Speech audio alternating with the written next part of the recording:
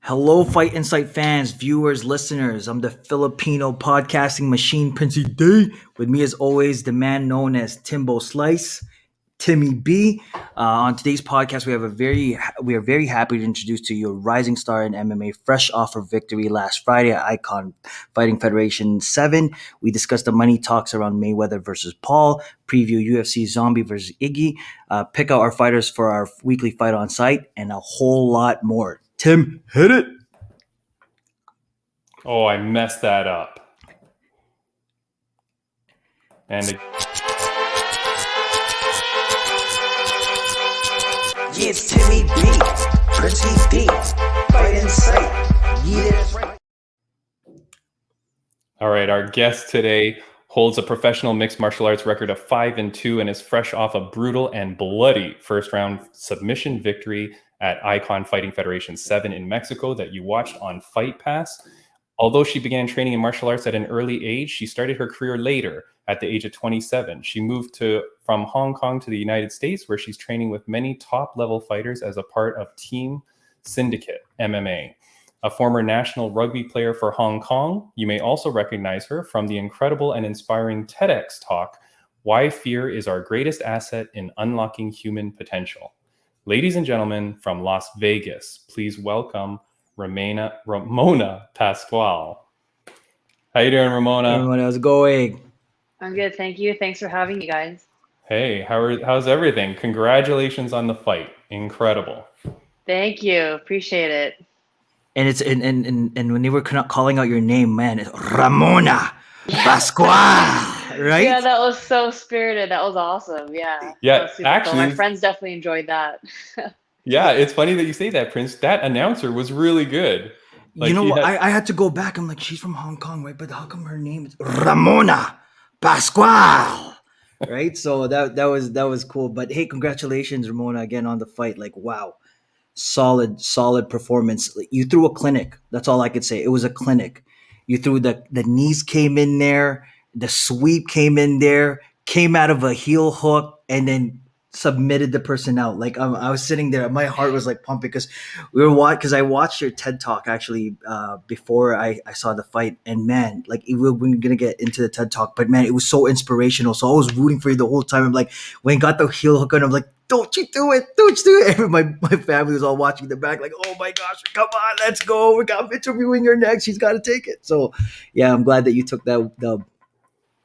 Thank you. Appreciate those kind words. Yeah.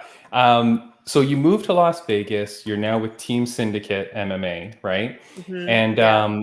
how instrumental has it been in terms of like your growth and achieving that victory? Yeah, super instrumental. A lot of the technique or the crucifix technique that I use, for the most of the fight was actually just a technique that we've been working on for the past month. Wow. So that was, yeah.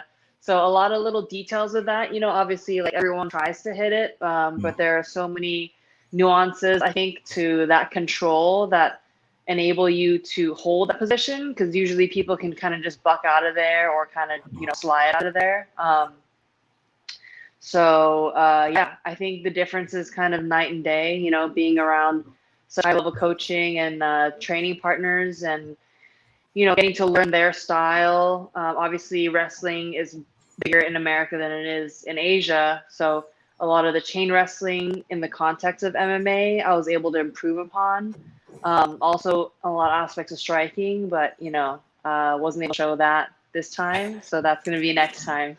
Hey, no, that's okay. But you speak about the people at Syndicate, and when if you follow Ramona on Instagram, and you really should, because your Instagram is excellent, Ramona. It's always being updated with stuff, so we really get to watch you train. You're training with a lot of like high level people. You've got Jian Kim around you. You've got Joanne Calderwood. How is it like? I mean, like, so you move from Hong Kong, you move here, and now you've got these people that I'm sure you watched like in UFC fights yourself, and now you're in there and you're training with them. How cool is that? Yeah, it's totally surreal, and there are a lot of like other, guys in the UFC too that train at Syndicate. Oh yeah. And to witness their process, and see it up close and see the level of intensity, professionalism that they bring to the training floor. has been, really cool for me to kind of be around and learn from. And, of course, they're like high level. They've had fights like Jiyoung Kim, was a pro boxer. So her boxing is incredible. And then you have JoJo, who's, came from like a striking background, like a Muay Thai background. And, Yeah. how she is with like her elbows and knees and mixing things up in such a creative way. Um, yeah, just getting kind of, my ass kicked by them all the time, but then like getting to learn and sort of, you always, whenever you work with somebody, you somewhat mirror what they're doing as well, and the intensity Yeah. and the pace. So you learn a lot from someone landing things on you, and that increases your chances of landing it on, other people. No. Yeah, you know what? And how often were you practicing the Kimura? Because I feel like you snuck that in, just like you were like heating up a pizza pocket. You're like, oh, just gonna add this here, Oh and there you go, there yeah. you go, nice to tap. It was like nothing. I'm like, well, what happened there? She tapped, right? So how often were you practicing that? Yeah, that Americana. Well, Yeah. Yeah. Hold on, Ramona. I But apologize. I knew he no, said the wrong okay, name, sorry, but man. You know what? The announcer said it was a Kimura. yeah, Listen, yeah. yeah. I'm the Muay Thai guy. My bad. I was Yeah, gonna no, say no, no, that's tempura too. My fair. bad. It's sometimes sometimes I get them mixed up, because it's like the arm going this way or the other way.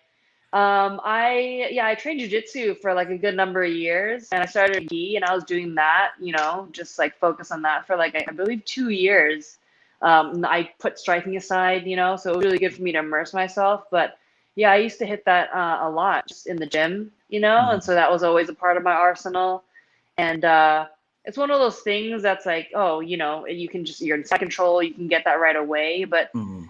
if you got someone who's like really fresh, like they're not just gonna let you have it, So then Mhm. I didn't really think that I was gonna get it. I didn't actually envision that I would get her, but with and with an Americana. But I think I just like softened her up, and I thought I was gonna Mhm. TKO at one point, and then I didn't. And I was just going to town. I was like, okay, well, I could be here all day.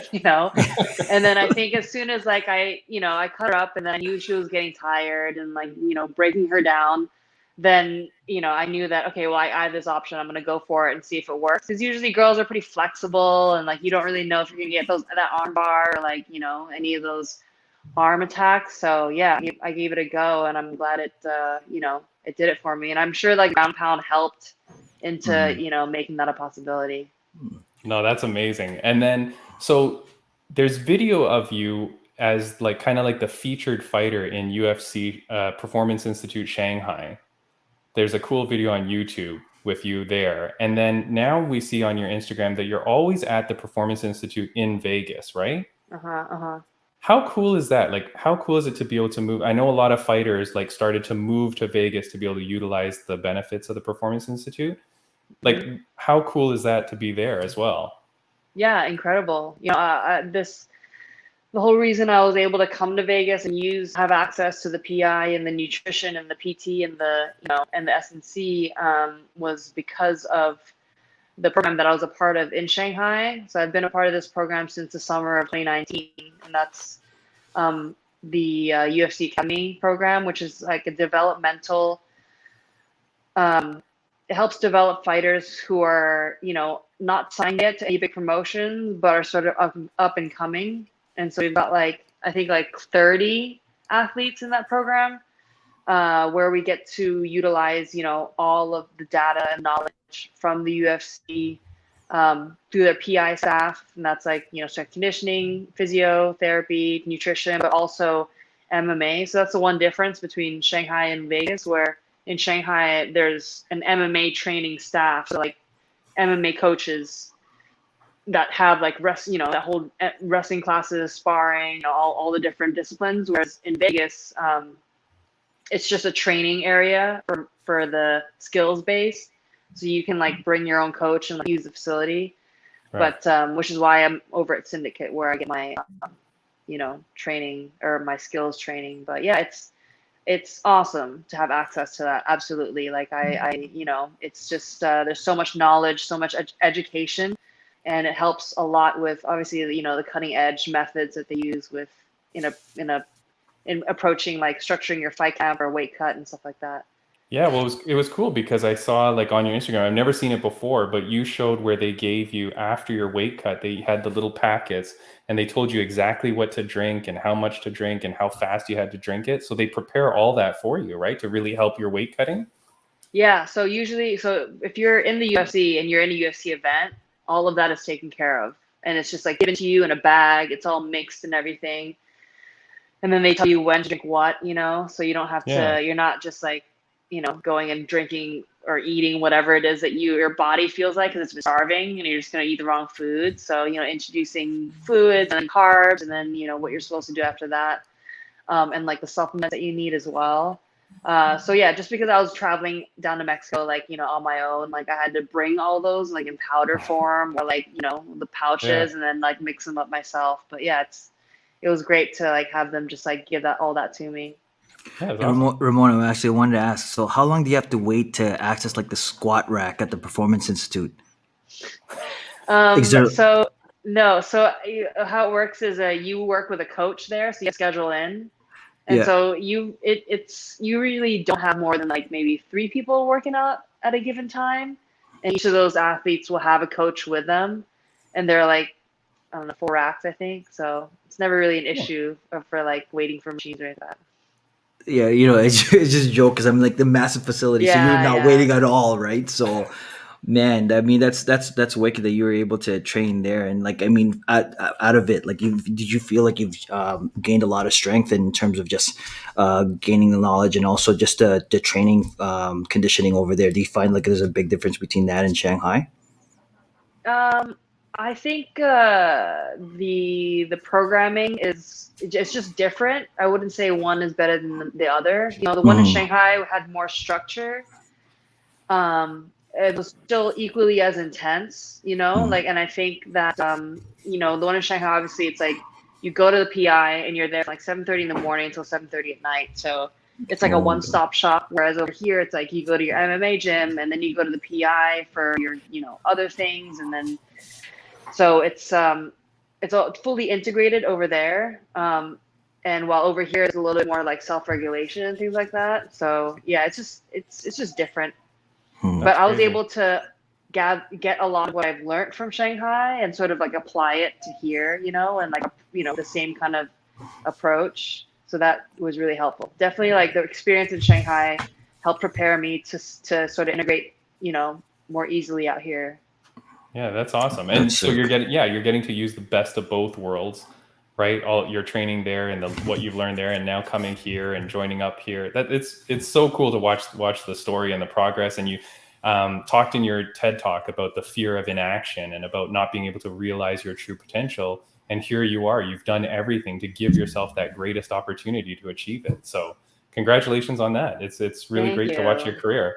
Thank I you so do. much. I know you don't have a lot of time. I did want to quickly ask, how the heck did you become a TED Talk person? Oh, yeah, that's a good question. I don't even know. Sometimes I'm Like, like, I also wonder how that happened. Um, I think public speaking has always been something that I just hated doing. Like even going in front of like class, in the classroom doing presentations, hated that. I'd never like, answer questions or like raise my hand. Like it just gave me so much anxiety, like crippling anxiety when I was growing up. okay, So I think that was one of the things where I'm like, that's a fear that I have that I want to address and that I want to not necessarily excel at, but I think that's kind of how it evolved. And it was a little bit like kind of like fighting. I didn't know if I was going to be good at it. And at the time I started training, it wasn't so I could compete. Like people were like, "Oh, you should fight." I started with training Muay Thai when I was like a lot younger, and I was like, "Oh, I'd never do that. That looks scary as hell." And then eventually, it was like, "Well, maybe I like try it out." And so I think the common theme was always like, "Oh, find scary things and then like try them." And so when I found the opportunity, and then MMA kind of helped me develop as as a person, yeah. helped me gain a lot of confidence, helped me learn a lot about myself and like what I wanted in life and all those things. And then this opportunity of like applying to be a speaker came up, and I thought, I that scares the hell out of me. So I should like do it. Like I should just So wait, apply and so you then applied for it and they you picked yeah you? you apply and then you tell them who you are and like the concept what you want to talk about, and then they pick you. Yeah. And so Oh, I But got chosen. You know what's so sick about that TED Talk? It's, I think it's by far one of my favorites, just because of the crowd's reaction. When Ramona stood up there and he goes, guys, and I also want to let you know, like, public speaking is one of my biggest fears. And everybody in the crowd, like, you look at the crowd, and everyone's like, what the? Are you serious? Like, yeah, because you were talking about, overcoming your fears and Yeah. overcoming that struggle, right? And everyone's like, really? But you're doing amazing. And then at the very end, I think the best part of that TED Talk is right after you finish, you go, whew, and walked off, and like genuine reaction to, like, overcoming that fear of public speaking. And I never thought that it was like one of your biggest fears, because you were doing such a solid job. And it was funny, because halfway through the TED Talk, I'm looking at the mirror, I'm like, I'm doing exact opposite that she's telling me to do. I gotta follow my dreams. So after this podcast, I'm actually gonna quit and just, start being a stand-up comedian. So thanks a lot, Oh, Ramona. I hell appreciate everything yeah. you've done for Hell me, and yeah. everything for All me and right, my so family. all right. Well, Ramona, that was an announcement. So I'm going to need you here every Wednesday at 8, Yeah, and we're going to apparently. need Yeah. to. I'm going to need a new co-host. So, um, Ramona, before you go, we've got some fan questions, and I told Ramona before we started, but you received the most fan questions by far of anyone that we've ever had on. So people are very engaged with you. They really want to know about you. So we had so many, and I apologize if I didn't get to all of yours. But I will start off with the most interesting one. You must know this person. Kelly Ziemba asks, Yeah. why are you so perfect? Oh my God. Thank you, Kelly. All right, let me get to her. Okay, that you can talk to her on that on your own time. How about this one? She's my girl, yeah. All right. How about this one? This was a pretty interesting one. This is from Nathan. I do like this one. Partanax 30 asks, what was the biggest difference training in Hong Kong versus USA? Oh, I mean, the thing is, the infrastructure for MMA is lacking in Hong Kong. It's just like it's so young. I think in Asia, it's just not as developed, nowhere near as developed, just because it hasn't been there as long. And also, it's Hong Kong's a city, right? It's like it's a expensive city where like rent is really high, and like, what do you need to have an MMA gym? You need space. So that's not something that's easily attainable.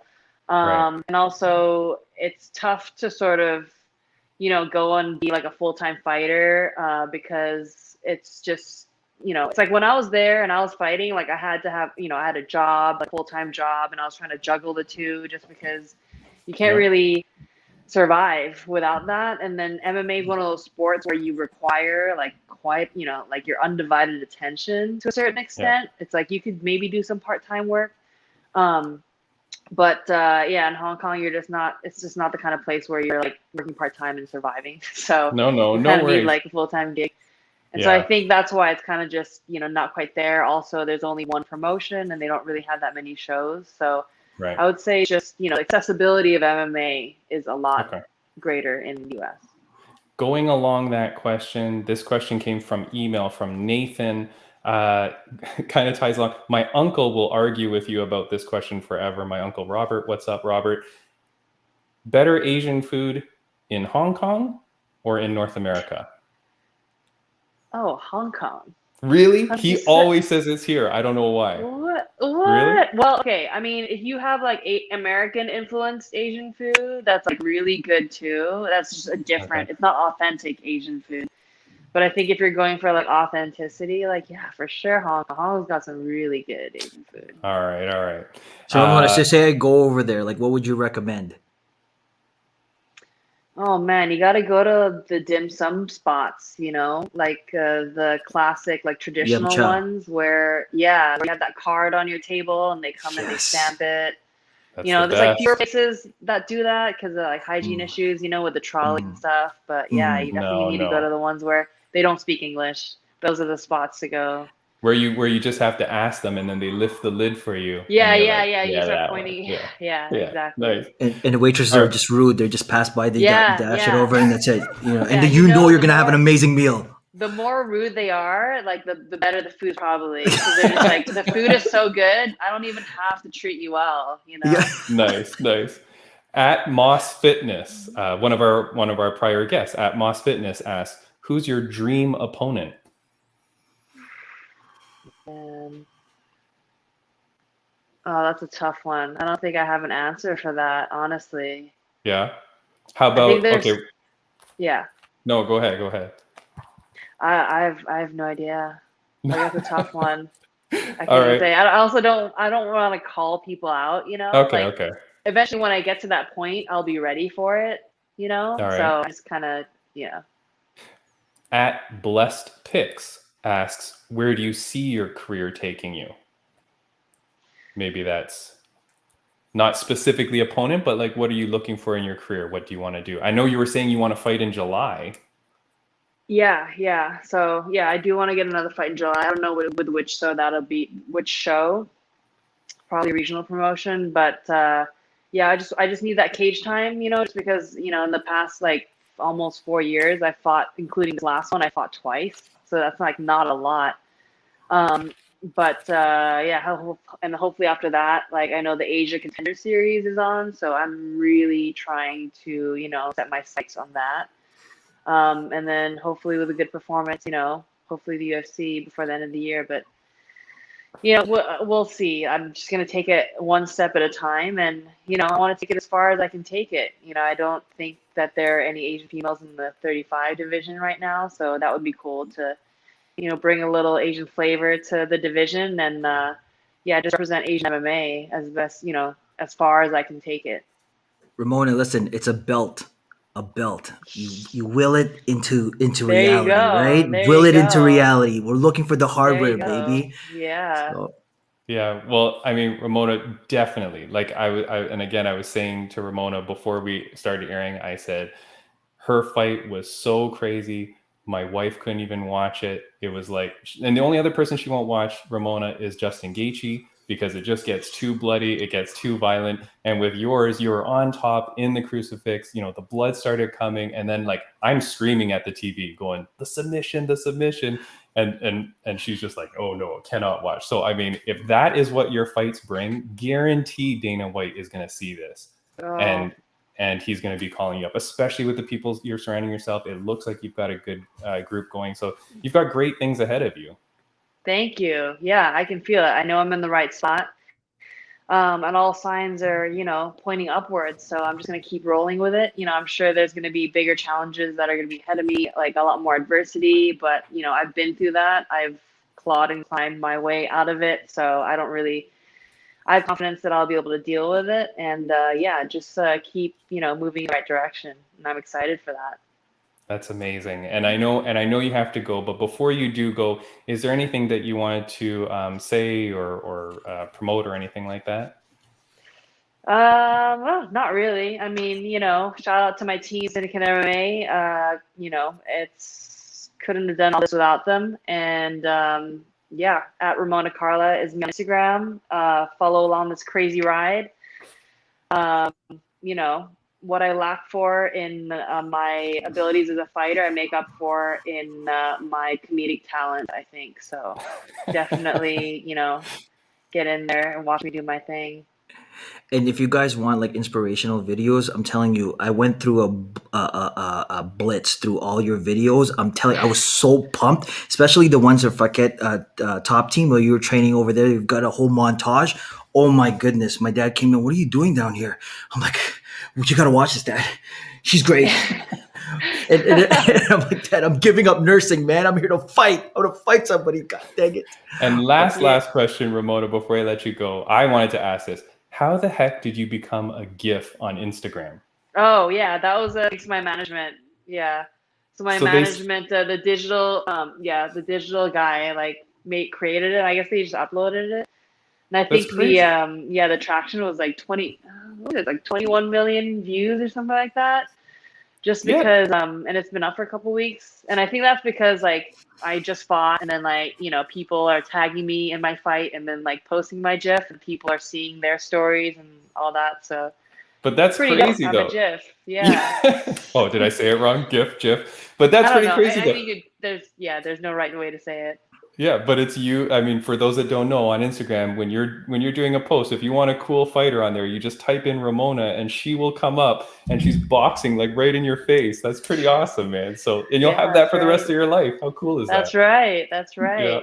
All right, Yeah. Ramona. Well, we wish you all the best in your career. We will be fans of yours forever. Thank you so much for coming on the podcast. We really appreciate it. And we hope to have you back one day. Yeah. Thank you for having me. Appreciate it, guys. Thanks, All Ramona. right. Take care. All right, all the best. Thanks, You Ramona. too. See you later. Thank you. Bye-bye. See you.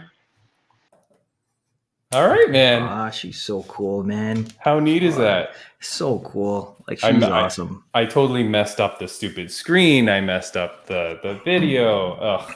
It's all good, man. Listen, we're here for Amateur a night. good time. We're here for a good time. People watching this, listeners, viewers. You know, we just interviewed Ramona, right? And she off over here. You know, I honestly think all the viewers. I mean, sorry, all the guests that we've had over here. One of these days, when these guys are just gonna raise the belt and be like, "Oh yeah, I remember interviewing a Fight Insight. I got to come back for the post interview fight." I feel like it was because of Prince and Tim that I won this title. Like, I really do. Yeah. No, I mean, man, but that fight that she had at iKON Fighting Federation was so good. Whew. I mean, you know what I wanted to tell her is just that like there was a difference in terms of her aggression. Like I found like she was more aggressive. She like just went in there and just grabbed the opponent, and just like ragdolled the whole way through, right? Yeah, like Volkan Ozdemir, no time. Right? No. She wasted no time. She mauled that girl and finished her. So if you have Fight Pass, go check out iKON Fighting Federation 7. Her fight was on there. I think it was like the third fight maybe of the night. So Prince, what are we going to talk about? We got lots to talk about. Actually, Tim, before we go to the next question, the announcer said it was a Kimura. I know, but yeah, I know, but you know why? Because that's not like your top level announcers. Okay. But the difference is for those that like show them. So if your arm is like this and it gets turned this way, okay, yeah, that's an Americana. Okay. So that you're normally going to do as she did when you're on top of the guy. When the person's on the ground, there's nowhere for you to push their arm back. Okay. Right? So you want to pull it up. So that's an Americana. Okay. The Kimura is normally when their arm is down and you pull it this way. And you pull, how do I show it here? So you pull the arm backwards. That's thing. It's very similar. You're going to do the same type of lock on the arm. Yeah. But it depends on whether you pull it up or push it that way. So that's how. Yeah. There's 1,000 jiu-jitsu people that want to kill me right now for butchering that. But that I do know that that's Americana. But yes, on the commentary, they called it the wrong name. Sure. And listen, if you guys want to comment and say something about the technique and the technique and all that, follow us on YouTube at Fight Inside Podcast, Instagram. You can follow us Fight Inside Podcast and listen to us at Spotify Fight Inside Podcast as well. Okay, that's right. Sorry, I just wanted to throw that in there. Oh, that was a very good, smooth way to segue into our things. I do want to give a shout out to the New York City podcast group that we're a part of. We said it a few times, but we're getting a lot of hits through there. Prince, I think we're at like 3,500 views or something through there. And what I realize, we have to pay attention to this, is that a lot of our viewers, the majority of our viewers, are actually audio only. Yes. So every time we say something or like show something, we should like narrate it so that we know what we're doing. But anyways, Prince and I just demonstrated beautiful jiu-jitsu. So that's all you need to know. It's flawless. Flawless. That's it. Segueing from Ramona, she trains a lot at the Performance Institute. Man, I could have talked to her for like forever because the stuff that she does, and she was limited on time and we wanted to be respectful of her time, but she trains with Syndicate MMA, which has like a boatload of UFC stars. Right. Tons. So like, how cool is that? And then, but she's at the Performance Institute, and we talked about that. The Performance Institute, just for those of you that don't know, it's a 30,000 square foot facility in Vegas, $14 million. It's the world's first MMA multidisciplinary research, innovation, and performance center. There's no cost to UFC athletes. Ramona was saying something how she was part of some group that allowed her to get into it, but that was like a special thing. It's staffed with experts in strength and conditioning, nutrition, physical therapy. You get free, like all your protein shakes and your supplements and stuff are free. And that's what I was mentioning with her, because on her Instagram, she showed like they had packaged everything for her. So wow. Like imagine the benefits of this, right? And then they're saying right now they're supporting a third of the UFC roster, which is about 175 athletes. Wow. That's why so many people are moving to Vegas, because imagine, like, all that stuff is right there for you. So yes, I'll bring my coach in, but I've got this huge facility, all these benefits, the food, I think they have like massage, like chairs and those nap chairs or those egg things that you can sit in. But that's so cool, man. So for her to decide, hey, my career, I'm going to take it serious. I'm going to move out. Of course you move to Vegas. You move out there and you saddle up with this performance institute, like huge opportunity. Yeah, and you could definitely see in the difference in her fighting too, right? Since she's trained in the U.S., and you could see the big difference in terms of her technique, and again, hungry, and she wants more, and like it's hard to believe that she's gone through so much in terms of injury, knee injury, and coming back and at this level. COVID. I think. Right, COVID as well, being off and not being able to fight. So, not that she had COVID, but I think she had the injury and then COVID happened. Yeah. So there was like that extra long period where she couldn't fight. Yeah. The reason I said segue in with the Performance Institute is because the UFC pays for this Performance Institute, right? Like there's no cost to the fighters, whatever. So this giant facility is continually staffed and running.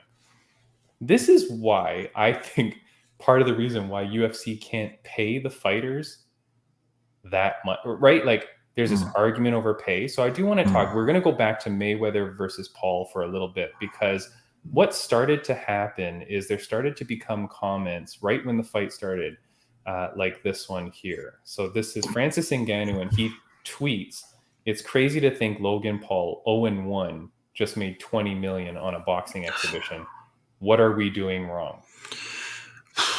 Like, what do you think about that? Oh man, that's just tough. That's just like a massive. I mean, that comment right there just talks about the controversy in terms of the pay for MMA fighters, right? And and they put so much on the line. Like MMA fighters have to, deal with a lot more, especially when you're getting in that ring. If you're not getting knocked out, you're getting submitted. If you're not getting submitted, you got a potential of severe, like life-altering injuries, like Silva. You saw what happened there, right? So, and Weidman as well. So, I mean, honestly, when Francis made that comment, that just goes to show just the disparity, the inequalities in terms of just the pay in itself, right? If you're able to drum up drama and you're able to drum up a publicity, then the money's coming your way.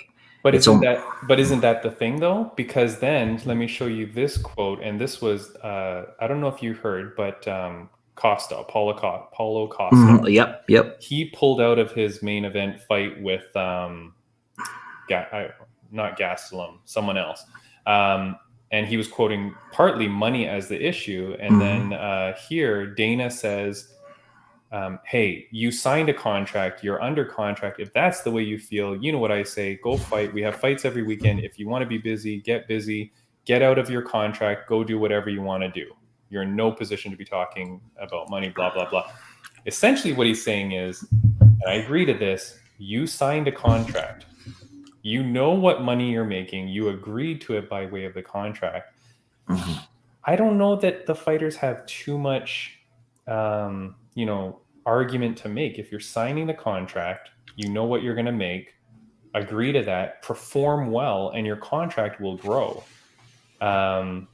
We do hear other UFC fighters say that they're happy with what they make. They're happy with what they negotiate, whatever. So, that's tough. And I've heard before on other podcasts where Dana White or someone says that the UFC has an obligation to offer you X number of fights a year.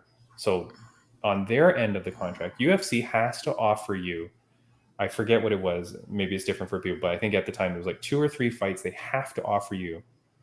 So Paulo technically has the opportunity to go, hey, I don't like what I'm making. I'm just going to take the next 3 fights they give me. I'm going to get out of my contract. I'm not going to re-sign. And then I'm going to go see if I can make money boxing. The problem is not everybody's going to go make that money boxing, man. Yeah, no, absolutely. And you know what? I think the one guest that we had over here that really really hit it home, and it was just a reality check, is Ashley Evans. So guys, if you guys haven't seen it, watch Ashley Evans, our podcast. It was the last podcast that we had. It was an amazing time. Talked about her podcast about sex and violence.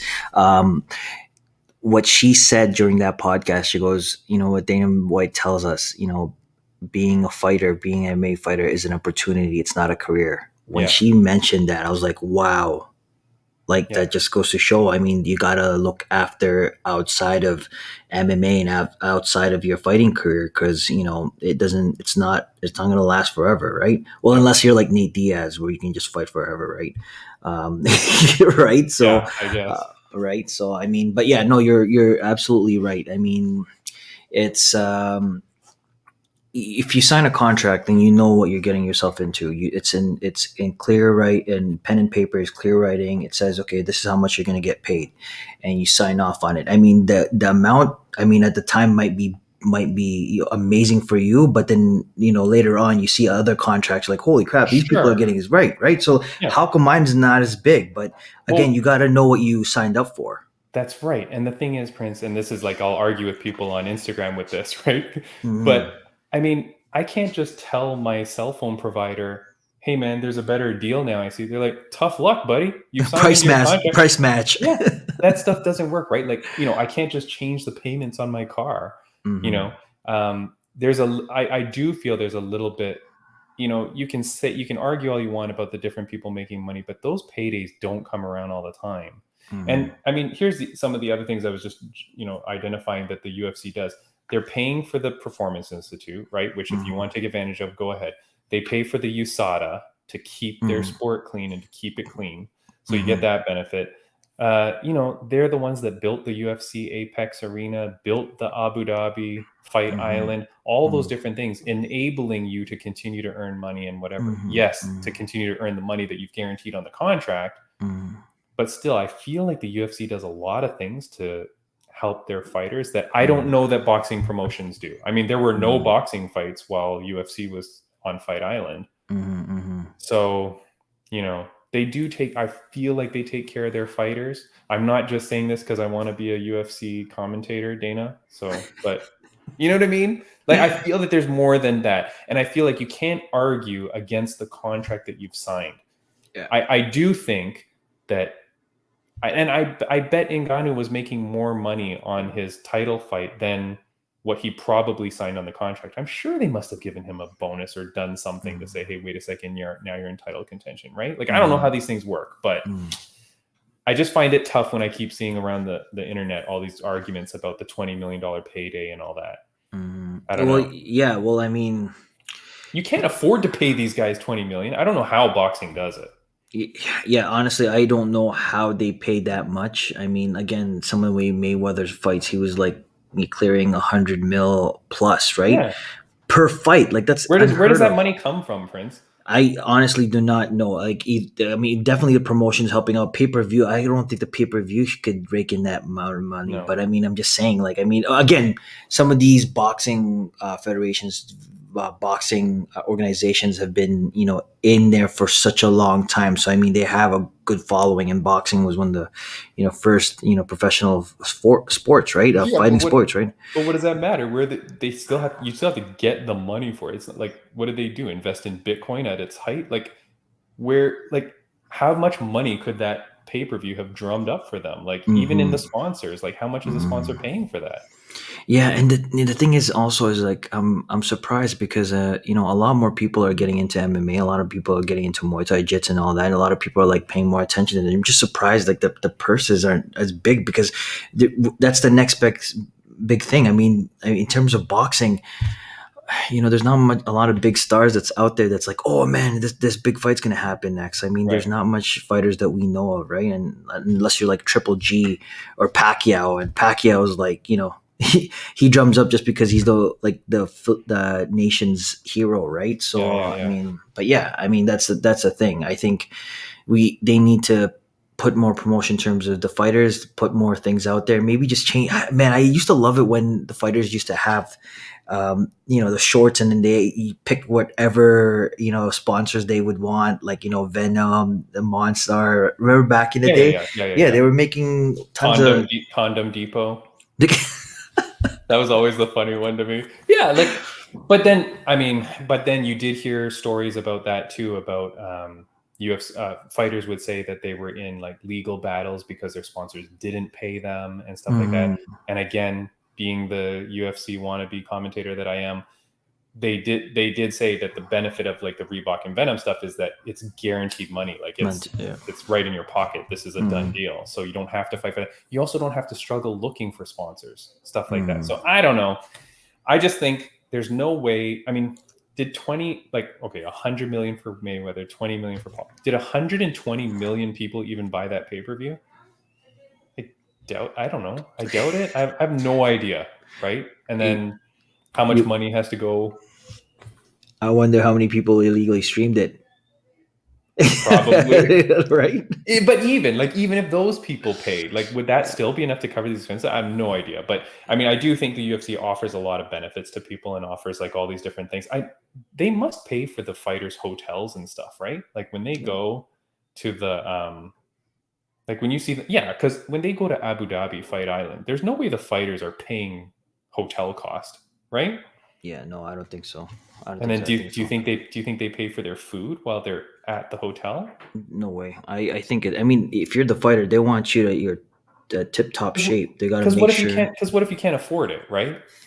Like, because think about some of those. Like, if you're on the Fight Pass prelims, I'm sure you're getting probably paid like $10,000 for your fight. Mm-hmm. They're gonna fly you out. There's no way they're gonna be like, okay, now you gotta pay us for the hotel and the food. Yeah, right. Like you'd be like, well, now I'm losing money on this thing. Yeah, and Abu Dhabi's it's not cheap. Like it's expensive over there, man. Like there's no can you imagine Howard Johnson on Abu Dhabi, right? Yeah, can you imagine coming in there for a prelim fight and you can't afford the hotel, so you're just like sleeping outside? Like, hey, I've got a fight in like an hour and I'm sleeping out here. When they announce you crawl out from under the cage. And you're like, oh, okay, I'm gonna fight. Like, there's no way. Yeah, just interesting. It's always interesting to look at the money. I'll put up one more thing. We often post this on our Instagram, Prince, but this website on Instagram, Fight Recap, they always post the money that these people are making. So this was from last weekend, which we're now going to talk about. But I mean, when you look here, Israel Adesanya apparently made $792,000, right? Moreno wins the title, $320,000, right? Look at Leon Edwards, $265,000. That's including the win money. I think that's what these posts are. It's not chump change, but it's not like crazy money. Yeah, but if you in comparison to like say like a Mayweather fight, that's how much did all those other guys on the card fight? All those other guys that fought under Mayweather, I guarantee you they probably made like just as much as them. No. I think they made like probably like $5,000, $10,000. I don't think any of those guys make much money. All the money has to be going to those marquee people. There's no way. Well, that's what brings in all the fans and all the butts on the seats, right? So, like, if you're lucky enough to knock somebody out during your, debut fight, then you're getting promotion out of that as well, right? So, exactly. It's the opportunity, right? Yeah, you're going to be on that card. We're going to pay you not a lot, and then if you do well, that's going to set you up for the next thing, right? So, anyways, interesting, Prince. We could talk about this forever. Next thing I want to talk about was what we saw happen at UFC 263. We won't go into everything, but what did you take away from UFC 263? Oh man, so shout outs to Brandon. Moreno. He's been like I think he was like the big spotlight was on him just because of how he carried himself. Like such a young guy, he fought his way through, and and even his post interview. I don't know if you saw it. His post interview, he's like, I worked hard. I trained my hardest, and I got to where I am. And even the way he was talking to the other fighters, everyone was like his friend. Like everybody goes off to him. But I think that's just goes to show that hard work and dedication, right? And then to pull off a submission, it's just it's crazy. And then the Ige fight. I don't know. What do you think about that fight, Tim? I actually wanted to get your kind of opinion on it. Dang it. I don't know, man. I was voting for Vettori. I thought he would come out guns blazing. Yeah. I thought he was going to be super hungry and aggressive. He He wasn't doing it. If you saw between the rounds, his coach Rafael Cordero, who through King's MMA, is the guy that I met.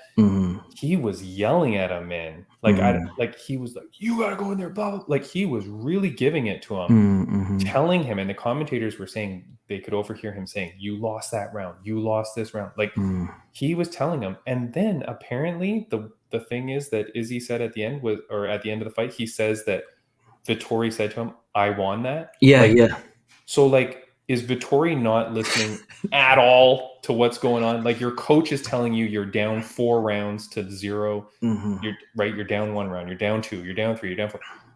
No idea, man. No idea. I was so disappointed in that fight. I thought, because you know what, Vettori, I don't see him getting another title shot now for forever, for a long. He'd have to do miraculous things now to get back. There are so many people waiting in line for that shot. Yeah, no, absolutely. That's the thing.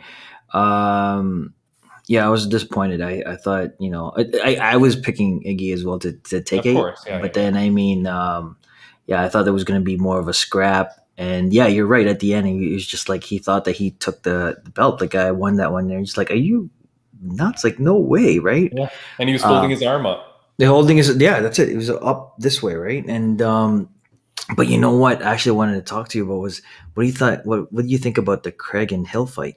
Oh my goodness. Okay, I'm so glad that. No, I'm not glad that gyms aren't open. But when gyms are open, I always have bets with Eric at our gym, and he was messaging on our Instagram saying Craig by submission. And I'm telling you, if we were face to face, I would have made a bet with him because I really thought Hill was going to be a super, like he's going to be a superstar, or he is a superstar. But he was on he's 8-0 undefeated. I thought he was going to come in and take it. Oh my goodness, that was disgusting.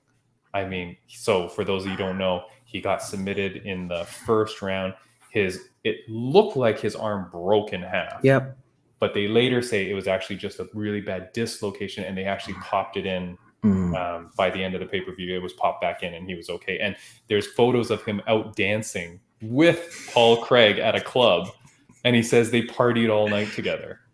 Wow. Like, how cool is that, right? Sportsmanship, right? Sportsmanship and just being a good sport, respectful martial artist. Yeah, that was really cool to see.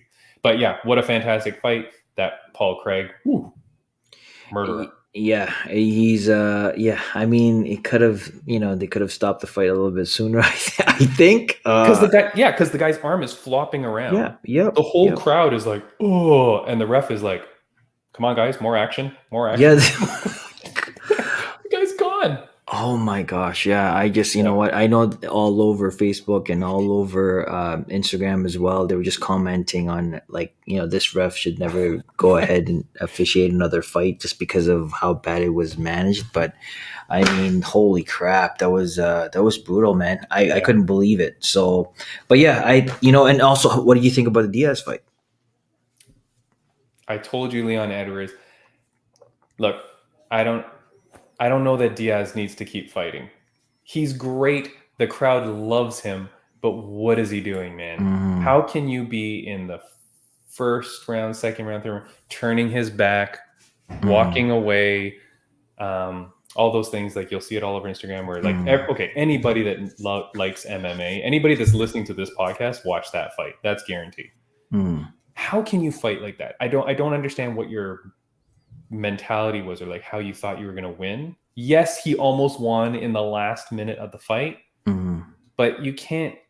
There's no guarantee that that's going to happen. I don't know. Disappointed in the performance, I'd say, because I don't know. Yeah. You know what I mean? At one point, I think Diaz stunned Lewis, and instead of attacking and be on the aggressive side, he started to have his back turned and stuff like that. So, but he said himself, like, I don't plan on retiring anytime soon. Like, no, I'm gonna stay, right? So, yeah, sure, but it's just what I mean. Here's the thing: what good does this do him to lose multiple times? So now this is his second loss in a row because it was the BMF title against Masvidal, and now this one, 2 losses in a row. The next fight is going to be do or die, right? Like, how long are you going to get, to stay on the roster if you lose 3 in a row? 3 in a row normally is the kiss of death, right? Dana will let you go. I don't know. It's just unfortunate to see. Yeah. I think him and Dana are like boys, so he's probably just gonna keep him fighting. Yes, but if you keep losing, Yeah. isn't that bad for your brand? Like, Yeah, well, you know what? I mean, they need people that are in the UFC that are scrappers. Right? Diaz used to be a scrapper before he did all this stuff, right? So all the extra stuff, right? So, I mean, hopefully he'll go back into that fighting ways. But I mean, if he doesn't get into that, I mean, you're right. He might just be the next one to go, right? So yeah. Well, I guess we'll see. Do you want to now move on? Because I know, well, time-wise, we're okay. But this weekend's card, a free card, stacked. Yep. A stacked card, Princey. I'm going to pull this up on my phone because I got the fights here. There's too many. I couldn't commit these things to memory. I mean, starting on the main card, you got Matt Brown versus Diego Lima. Matt Brown, dude, that guy's a monster. I love Matt Brown. He's great. But I think I think the one thing that we should just talk about the main event, Zombie. Yeah, and I can't get there. Yeah, Zombie versus Ige. Ige. Oh man, keep pronouncing the best. I said Ige. Like you know what it was? We had a fighter who had just murdered someone. We were very happy to speak to her. I think you fumbled. I fumbled with my thing. I think we were just too nervous. Yeah, right. If we had editing skills, I could edit that all. It would look great, but we don't, so it's fine. But okay, you want to go straight to the main event? Yeah. Let me just say quickly. There's Alexei Olenek on the card. I love that guy. That's the guy that he's had 59 wins, 15 losses, 1 draw. I mean, that guy's been around forever. He's amazing. You got Julian Juicy J Erosa. I love that guy. He's great. Marlon Chito Vera versus Davey Grant. On the prelims, there's good fights too. Hold on. On the prelims, you've got Kanako Murata versus Verna Jandiroba. That's a good fight. And then what was the other one I was looking at? Joaquim Silva versus Rick Glenn. I like those guys too. So these are a stat card. But okay. Korean Zombie versus Dan Ige. Who do you have on that fight? Oh man. Okay, I'll just let you know now, Tim. Like the very first UFC T-shirt that I copped. Remember when they used to have like Invicta and all that stuff out there? And the very first one was, remember Korean Zombie had that shirt. It was like a blue. It was like a hand, and it was like yes, the chopped off hand almost. Right? That's it. That was one of the first shirts that I got, and it was so cool. And the thing is, I'm a big Korean Zombie fan, and I got my hand on the Zombie just because. Again, he's a legend. That's the reason why Ige is picking this fight, because you pick this fight, he's going to be in the top 5 contenders of, at least going for the belt, right? Yeah. So I go for Zombie. How about you? Well, Prince, I have no choice in the matter. My wife is South Korean. Oh, okay. And so we are a South Korean cheering household. Yeah, man, Zombie all day. Love Korean Zombie. His fights always are impressive. I think he's coming off. Is it he's coming off the loss? Yeah. I apologize. No, is he? What was his last fight? So his last fight in 2020 was against Ortega, and he lost that decision. Yep. And then before that, in 2019, he beat Frankie Edgar, but then he beat Renato Moicano. When was the fight with Yair Rodriguez? Oh my goodness, that was 2018. Was that fight the one where he got knocked out in the very last second? Okay, so he's had two wins, then the loss to Ortega. Now he's coming back. Yeah, I think he comes. He's not on a bad streak or anything. I think he comes back and wins. He's very, very experienced. I like Ige a lot. I think he's probably a good underdog. If you were going to pick an underdog on the card, Ige is probably going to be a good pick. Mm-hmm.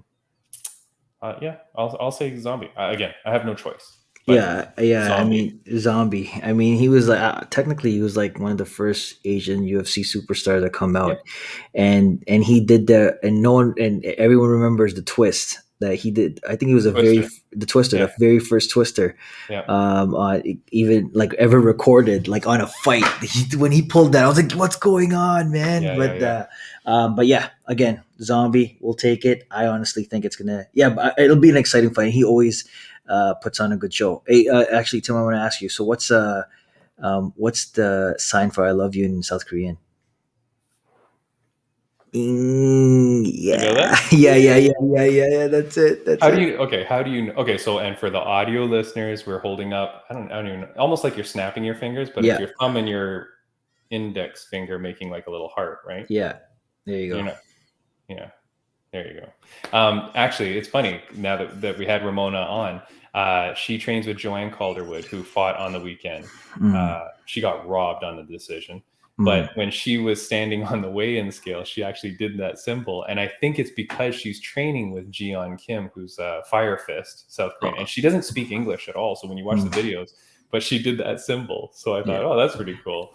I Yeah. I got that from when Brian Ortega and Kim came on the Oh, face yes, off. yes, yes. He started looking for stuff under his pockets, and all of a sudden he does this, and Korean Zombie just loses it. Yeah, He's yeah, like, yeah. oh man, it's amazing, right? So Yeah, yeah, there that's you funny.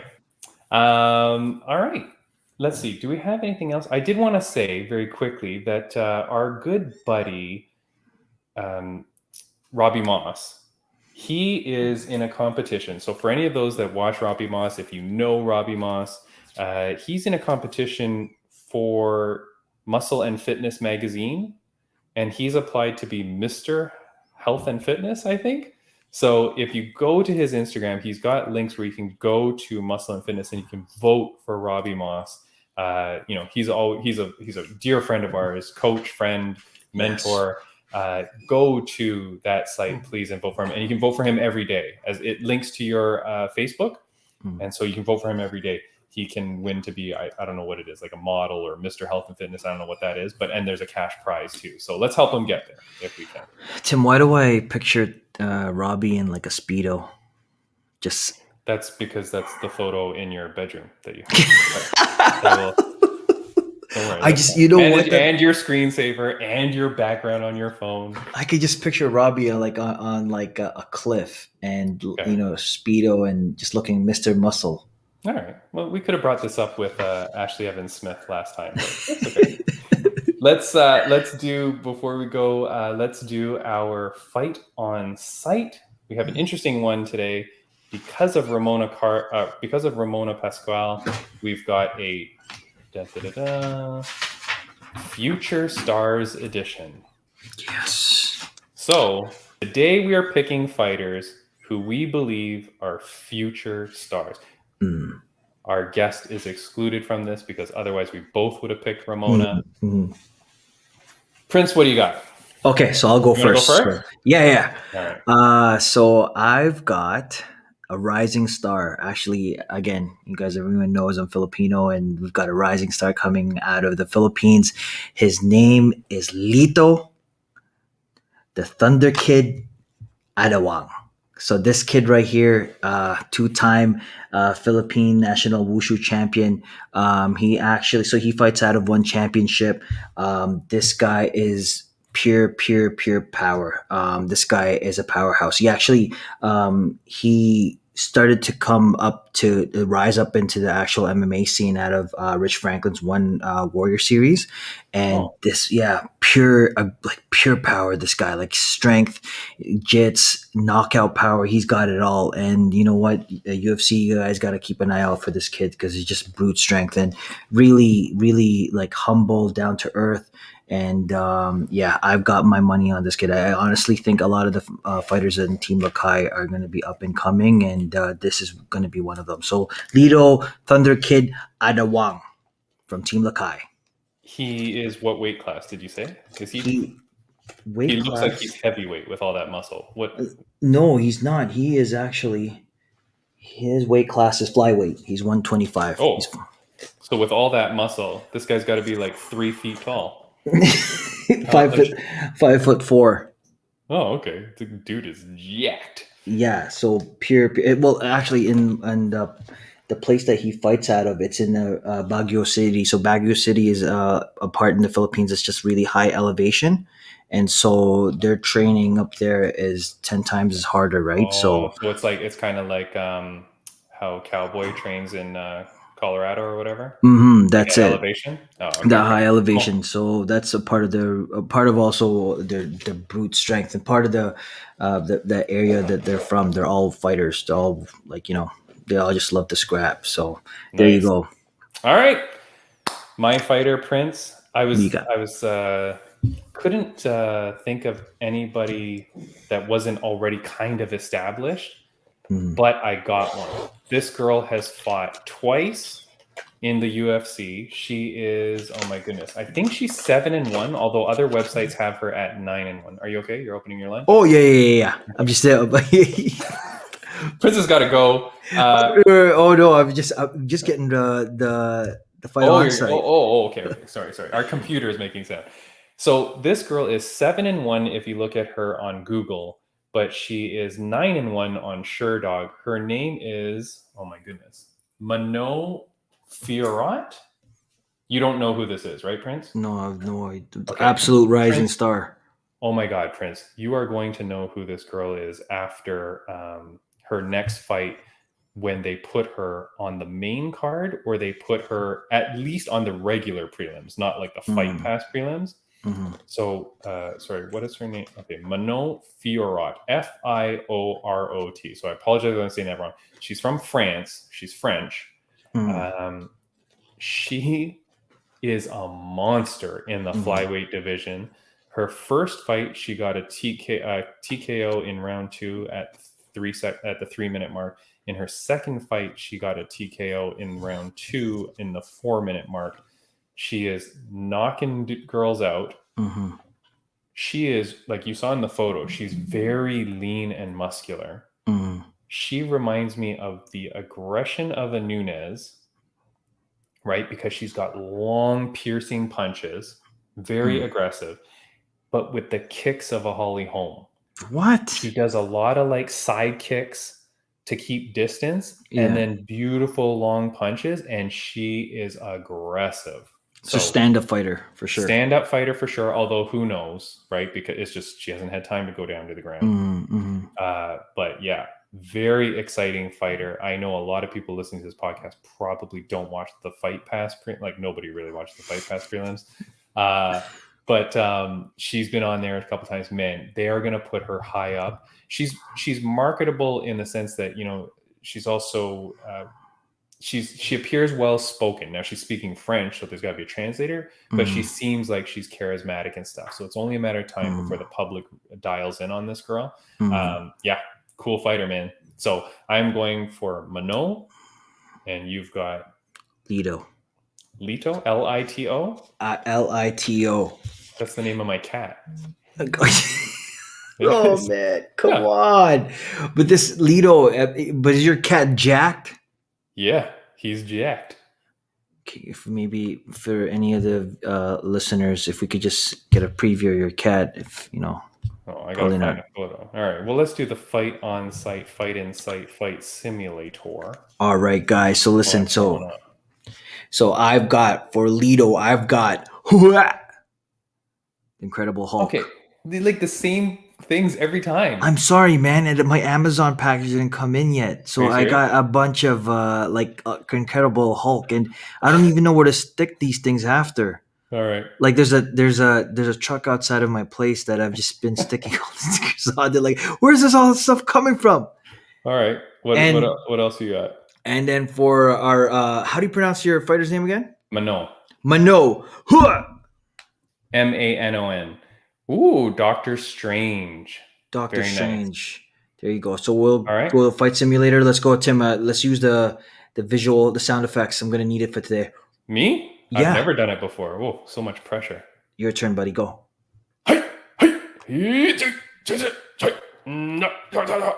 Oh, very nice. Lito Adewang for the win again. You know what? And what's my record right now, anyways, Tim? Oh my goodness. All right. Well, I was not prepared for that either, Prince. But you won. Okay, you did win last week again, which is so ridiculous. I don't know what's wrong with people. How does Joe Rogan beat Matt Serra? I mean, I feel like people don't understand what we're doing with this. But you know what? Because you know what? People know that Joe Rogan, yeah, he's funny, but he can actually kick people's butts. Like they don't know But that. Matt like- Serra has proven he can kick people's butts. I mean, that's a kind of a big difference. well, you know, well, I mean, have you seen Matt Serra now? Yeah, they're both like jacked on TRT, right? No, Matt Serra's like gained a little bit. Like Joe No, Rogan's but- been solid all the way through. Like have you look at Matt Serra now? He's actually Both guys gained a are little- both guys are not getting past USADA, so this is going to have to be a It's true. underground fight, that's for sure. All right, what else do we have? Did we have anything else we wanted to say today, Prince? We're perfectly on time here. I know you've got to go. I had a wonderful time today. I wish we had Ramona on for longer. I know. Because there's so much stuff I want to talk to her about, but hopefully she will come on again. I think she'll come back. I'm honestly like, you know what? I'm pretty sure she loved the Fight Insight energy, the environment. Ramona would love to have you back, and for longer. And no, it was great. I thought it was a amazing interview, right? No. Yeah, for sure. We'll put the links down as we always do, guys. Again, for all of you audio listeners, you can come on over to our YouTube to check out the visual version of the podcast. The links to the people that we talk about are always there, but just look her up, right? It's easy enough. Pascual, Pascual. You'll see it on the description of the podcast. Prince, next week, we are very happy to announce that we are having our good friend Dylan De La Cruz. He is a registered massage therapist. He is a Muay Thai fighter, former Muay Thai fighter, now healer. He is a registered massage therapist out of MO Therapy. And he'll be here to talk to us. Gyms are opening up. We are in Toronto, Canada. Finally, gyms are starting to open up. Things are opening up. So he's going to come on to talk about rehab, the benefits of massage therapy, things that you can benefit from. And then he'll stick along with us, Prince. So we'll talk about everything. That's perfect. And also, guys know that Dylan is actually an avid shoe collector as well. So we're going to be talking a little bit shoes as well. But yeah, you know what? Before we go again, guys, you can follow us at Fight Inside Podcast. So you can watch us at YouTube, Fight Inside Podcast, just right there, that link right there. We've got Instagram as well. You can follow us at Fight Inside Podcast. You can listen to us at Spotify at Fight Inside Podcast. And you can also follow us at So now we've got a Facebook account, Fight Inside Prince. We have Snapchat, Fight Inside Podcast, and also a TikTok. Fight Inside Podcast as well. So we are at every platform, you name it, we're there. So you guys listen, watch. It's an amazing podcast. We've got a bunch more viewers coming in, guests. So again, sorry. And if you want to get on to the actual show and want to be a guest, you can email us at fightinsidepod@gmail.com. All right, buddy. Thank you so much, Prince. Today was a great episode. We talked about a lot of stuff, so that was pretty cool. We got a lot of things off of our bucket list to talk about. We'll have a great night of fights on Saturday, and I'll see you next week. All right, Timmy. Take care, buddy. All right, buddy. Have a good one. See you, Prince.